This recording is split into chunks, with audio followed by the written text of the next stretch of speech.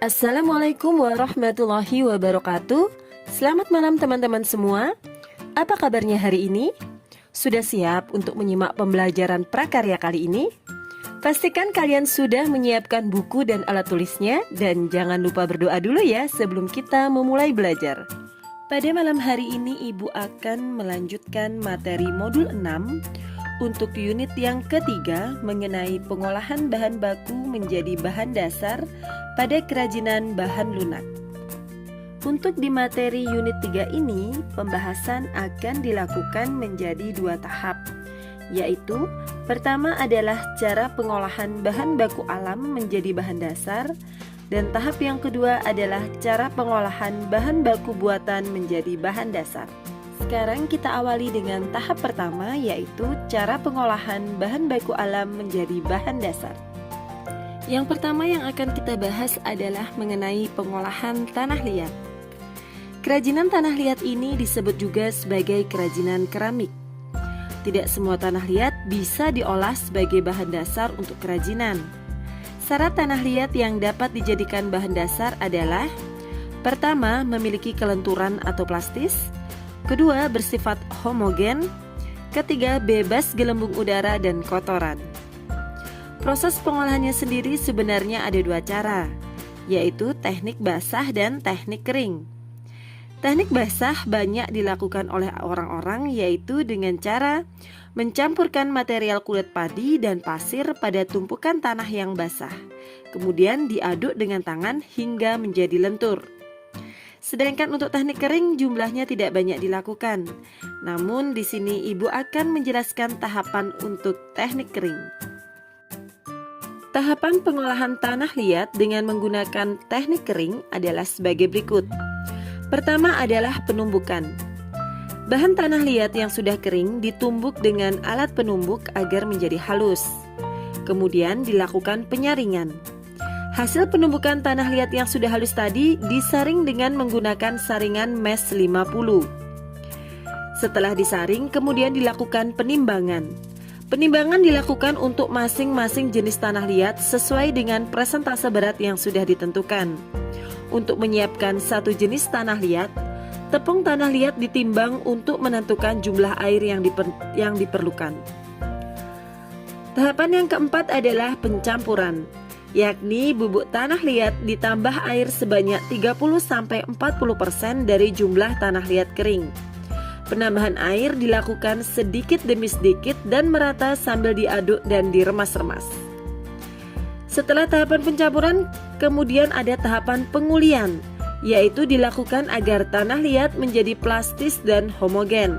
Kemudian dibentuk menjadi bulatan-bulatan bola tanah liat. Sedangkan tahapan yang terakhir adalah penyimpanan.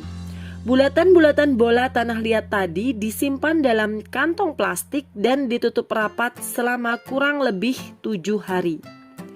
Dalam proses ini akan terjadi proses fermentasi dari unsur-unsur organik yang dikandungnya. Yang kedua adalah pengolahan kulit binatang. Teknik pembuatan kulit binatang dilakukan dengan proses menyamak kulit agar bisa dijadikan bahan baku. Proses pengolahannya dilakukan dengan tahapan sebagai berikut. Pertama, memotong-motong kulit hewan.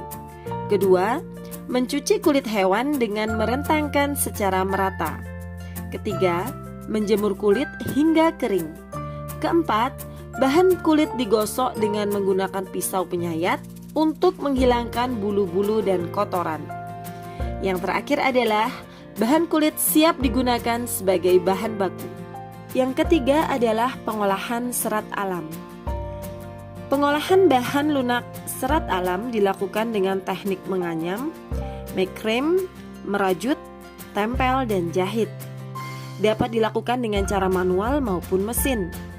Contoh langkah pengolahan serat benang yakni: pertama, pemintalan benang, yaitu tahap pemilihan serat lalu diproses dari kapas menjadi benang. Kedua, penggulungan benang yang dilakukan dengan menggunakan alat penggulung benang. Yang ketiga, pencelupan warna dimaksudkan untuk memberikan warna sesuai dengan keinginan, kemudian lalu dikeringkan. Yang terakhir adalah penenunan, yaitu untuk mengolah bahan menjadi kain sebagai bahan dasar kerajinan. Penenunan dapat dilakukan dengan alat tenun mesin maupun tanpa alat tenun. Yang keempat adalah pengolahan getah nyatu. Pengolahan getah nyatu diawali dengan proses perebusan. Perebusan di sini dilakukan sebanyak 2 kali. Yang pertama adalah perebusan yang dilakukan dengan mencampur sedikit minyak tanah. Hal ini dilakukan untuk memisahkan antara batang pohon dengan bagian getah. Kemudian setelah itu dilakukan perebusan yang kedua, yaitu untuk memisahkan getah nyatu dengan minyak tanah. Setelah getah pohon terkumpul, maka dilakukan perebusan terakhir, yaitu atau pewarnaan. Nah, di sini akan ditambahkan warna pada getah tersebut. Sedangkan proses pewarnaan getah sendiri menggunakan bahan-bahan alami, yakni daun yang memiliki kekasan warna tertentu. Misalnya ya, teman-teman seperti daun pandan itu memiliki kekasan warna hijau dan lain sebagainya. Setelah diberi warna, maka getah masuk ke proses selanjutnya, yaitu pembentukan. Proses ini dilakukan ketika getah masih dalam keadaan panas. Karena getah yang pada suhu normal, maka dia akan menjadi kering dan dia tidak akan bisa dibentuk sesuai dengan keinginan.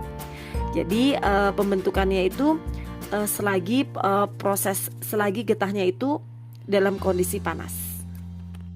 Yang kelima adalah pengolahan flour clay. Flour clay menggunakan bahan dasar tanah liat buatan. Bahan dasar yang digunakan yaitu tepung, bisa tepung terigu, kanji, maizena, dan lain sebagainya. Kemudian juga menggunakan malam atau lilin, bubur kertas, polimer, dan lain-lain. Cara membuatnya yaitu: pertama, dilakukan pencampuran. Siapkan wadah dan masukkan semua tepung dan lem putih.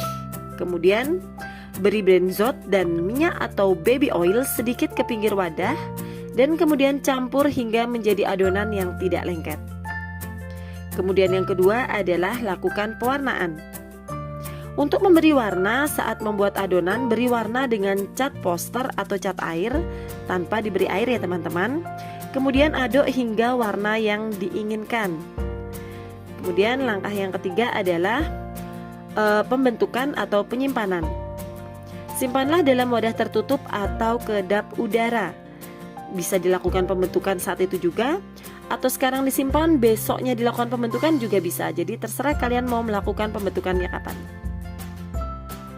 Setelah kita membahas cara pengolahan bahan baku alam menjadi bahan dasar, sekarang kita akan membahas mengenai cara pengolahan bahan baku buatan menjadi bahan dasar.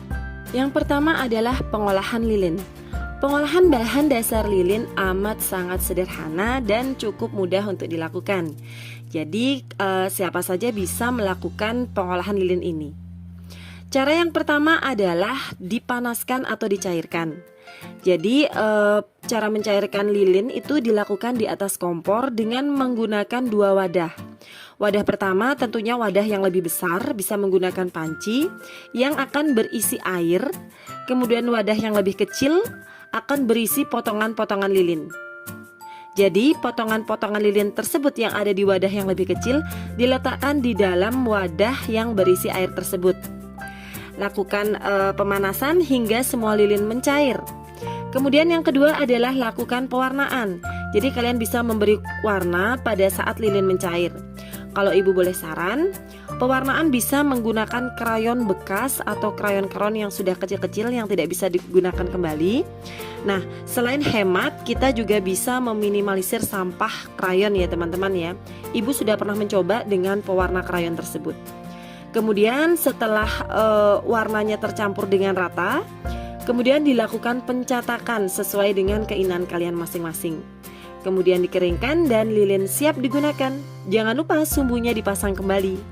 Selain itu, lilin juga bisa diberi aroma terapi. Jadi ketika dinyalakan, maka akan mengeluarkan aroma terapi sesuai dengan kreativitas kalian masing-masing. Yang kedua adalah pengolahan gipsum atau gips. Gips adalah bahan mineral yang tidak larut dengan air dalam waktu yang lama, khususnya saat gips sudah menjadi benda padat. Kandungan gips ini terdiri dari jenis zat hidrat kalsium sulfat dan juga beberapa mineral lainnya. Kalian bisa membeli bubuk gips di pasaran, kemudian kalian lakukan pengolahan dengan cara sebagai berikut.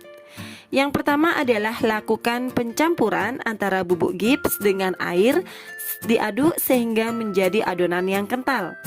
Kemudian siapkan cetakan, masukkan adonan gips tadi ke dalam cetakan, kemudian keringkan hingga kering. Setelah itu, keluarkan dari cetakan dan kalian bisa mewarnai patung dari gips tersebut sesuai dengan kreativitas masing-masing. Yang ketiga adalah pengolahan bubur kertas.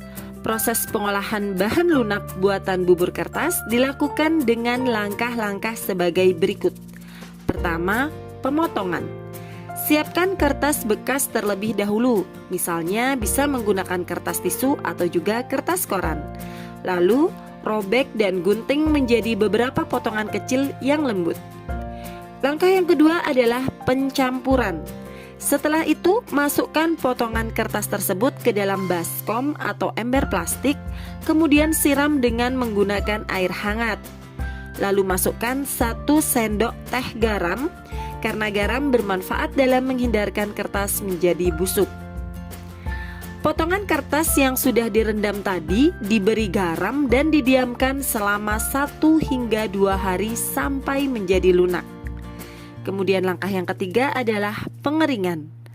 2 hari setelah itu, kertas pun akan menjadi lunak dan juga hancur. Kemudian saring dengan menggunakan kain. Bisa juga dengan menggunakan kain lap yang pori-porinya besar. Keempat tepi dari kain tersebut disatukan, lalu dipelintir sampai airnya terpisah dari ampasnya. Setelah itu kita bisa membuang air perasan kertas, lalu masukkan potongan kertas tadi yang airnya sudah diperas ke dalam wadah, lalu diremas sampai hancur. Tambahkan sedikit air ya ketika meremasnya. Langkah yang terakhir adalah melakukan pencampuran kembali, yaitu selanjutnya kalian bisa membuat larutan pasta dengan cara mencampurkan 2 sendok makan tepung kanji dan air secukupnya. Bila pasta terlalu cair, bisa ditambahkan lagi tepung kanjinya. Kemudian bubur kertas siap digunakan untuk kerajinan bahan lunak. Yang keempat adalah pengolahan sabun. Sabun yang digunakan untuk kerajinan bahan lunak ini adalah sabun batang ya, bukan sabun cair. Pengolahan sabun batang ini bisa dilakukan dengan 2 cara. Yang pertama adalah kita dapat langsung mengukirnya atau membentuk wujudnya dari sabun batang tersebut, bisa menggunakan pisau atau alat ukir. Kemudian cara yang kedua adalah pengolahannya dengan membentuk sabun dari awal, yaitu yang pertama adalah sabun batang kita parut, kemudian kita campur dengan sedikit air dan kita aduk menyerupai adonan. Nah, setelah menyerupai adonan, baru kita lakukan pembentukan. Kita bisa membentuknya dengan berbagai macam kreativitas yang kita inginkan. Alhamdulillah, selesai sudah materi modul 6 mata pelajaran prakarya mengenai kerajinan bahan lunak. Semoga apa yang Ibu sampaikan pada malam hari ini bisa bermanfaat dalam menambah wawasan keilmuan kalian ya. Ibu juga berharap kalian sudah bisa membuat prakarya dari bahan lunak sendiri di rumah. Ibu mohon maaf apabila selama menyampaikan materi terdapat kata-kata yang kurang berkenan untuk kalian. Sekian dan terima kasih. Sampai jumpa pada materi berikutnya. Selamat malam dan wassalamualaikum warahmatullahi wabarakatuh.